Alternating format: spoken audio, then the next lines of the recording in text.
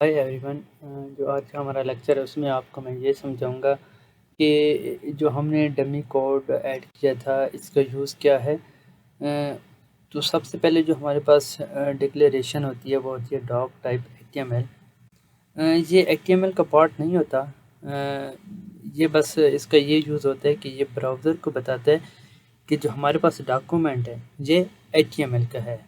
उसके नीचे हमारे पास एक टैग होता है एचटीएमएल का। इसके अंदर जितना भी हमारे पास कंटेंट होता है एचटीएमएल का, सीएसएस का, बॉडी का, हेड का, उस सारे कंटेंट को हम इस एचटीएमएल के अंदर रैप करते हैं।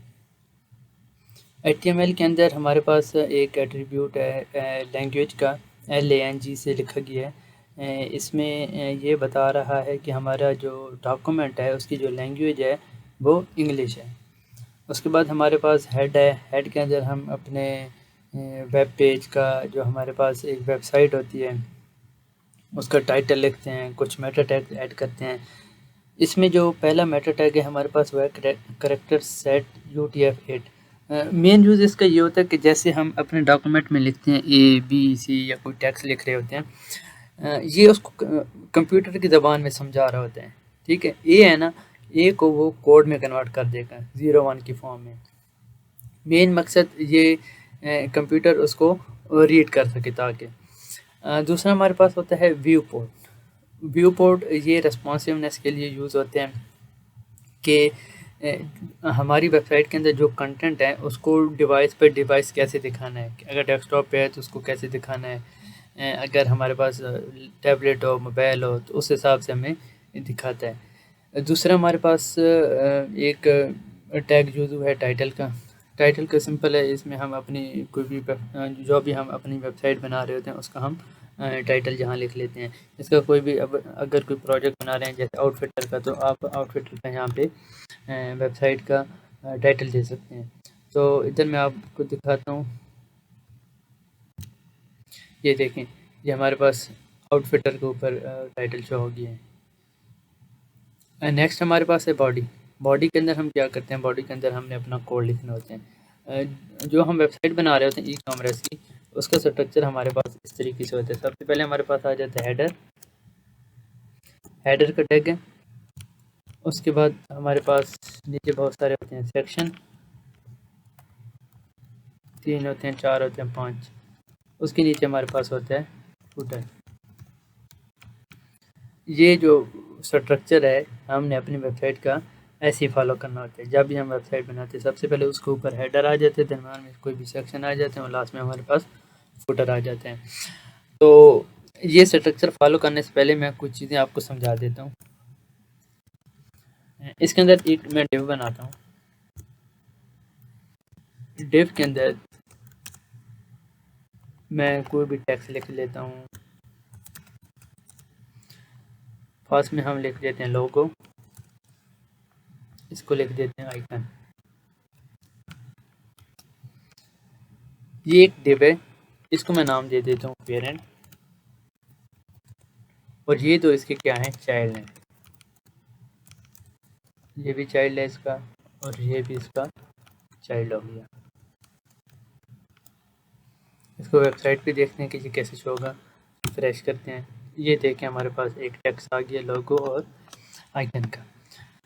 अब जो पहला डिव है इसको इंस्पेक्ट करें। जब इंस्पेक्ट करके जैसे एक सिलेक्ट कर लें और सिलेक्ट करके यहाँ पे देखें, तो ये आपका जो इंस्पेक्ट एलिमेंट होते हैं ना, जहाँ पे आपको ये दिखाएगा कि जो आपकी वेबसाइट है उसका स्ट्रक्चर क्या है। ये हमने एक डिव बनाया, वो डिव दिखा रहा है। इसको मैं जूम करके दिखाता हूँ आपको।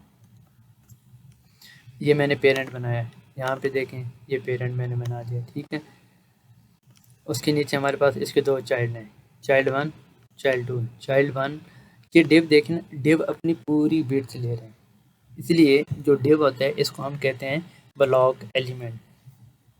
क्योंकि हम जब भी इसके अंदर कोई भी टेक्स्ट लिखते हैं तो ये एक पूरी विड्थ ले लेता है। अब दूसरे डिव को देखें, इसने भी अपनी पूरी विड्थ ले ली। जब इसने लोगों ने पूरी विड्थ ली तो जो अगला टेक्स्ट था वो क्या होता है, नेक्स्ट लाइन पे चला जाता है। अब मैं ये चाहता हूँ कि इनको मैंने हॉरिजॉन्टल में दिखाना है। तो हॉरिजॉन्टल में दिखाने के लिए इन दोनों डिव का जो पेरेंट है उस पेरेंट को हम देते हैं डिस्प्ले फ्लेक्स। जैसे मैं डिस्प्ले फ्लैक्स दूंगा तो ये हॉरिजॉन्टल में आ जाएंगे दोनों। दूसरी चीज़ इसके अंदर एक और प्रॉपर्टीज़ होती है, जस्टिफाई कंटेंट। जो कंटेंट है हमारे पास इस पेरेंट के अंदर, लोगो और आइकन, अगर इसको आपने सेंटर दोनों को दिखाना है तो दोनों को सेंटर ऐसे लें। जब सेंटर रख देंगे तो ये जो आपका कंटेंट होगा वो दरमियान में आ जाएगा। अगर उसको मैं हटा के मैं एंड लिख देता तो ये बिल्कुल एंड पे चला जाएगा। अगर इसको मैं लेफ़्ट लिख देता हूँ ये लेफ़्ट हो जाएगा। अगर मैं राइट लिखूँगा तो वो राइट पे चला जाएगा। इसके अलावा इसके अंदर एक दो और प्रॉपर्टीज़ होती हैं, जैसे स्पेस अराउंड। ये जितनी भी इन दोनों डिव के दरमियान कोई भी स्पेस है तो उनके दरमियान में आ जाए। कुछ हिस्सा लेफ़्ट पे चला जाएगा, कुछ दरमियान में आ जाएगा और कुछ राइट पे चला जाएगा। एक हमारे पास प्रॉपर्टीज़ होती है बिटवीन, कि जितनी भी स्पेस है वो हमारे पास दरमियान में आ जाए। तो जितनी भी इनके दरमियान स्पेस होगी वो दरमियान में आ जाएगी। इसके अलावा एक और हमारे पास होती है प्रॉपर्टी बिटवीन के बाद ईमेल, इनके दरमियान जो भी स्पेस है वो बराबर डिवाइड हो जाए। बराबर डिवाइड हो जाएगी तो ये दोनों ऐसे नज़र आना शुरू हो जाएंगे। तो ये एक ऐसी प्रॉपर्टीज़ है डिस्प्ले फ्लैग्स कि आप इससे अपनी पूरी वेबसाइट का स्ट्रक्चर बना सकते हैं। हमारे पास एक और प्रॉपर्टीज़ होती है, अब ये दोनों अगर मैं इन दोनों के दरमियान कुछ स्पेस देनी है तो एक और हमारे पास होता है गैप का। गैप 10 पिक्सल आप बढ़ा भी सकते हैं, जितना आप गैप देना चाहें उस हिसाब से आप गैप दे सकते हैं। तो ये कुछ प्रॉपर्टीज़ थी डिस्प्ले फ्लैग्स की, आप इनको याद कर लें और ये हमें आगे जो भी हम प्रोजेक्ट बनाएंगे उसमें हमें ये बहुत काम आने वाली हैं।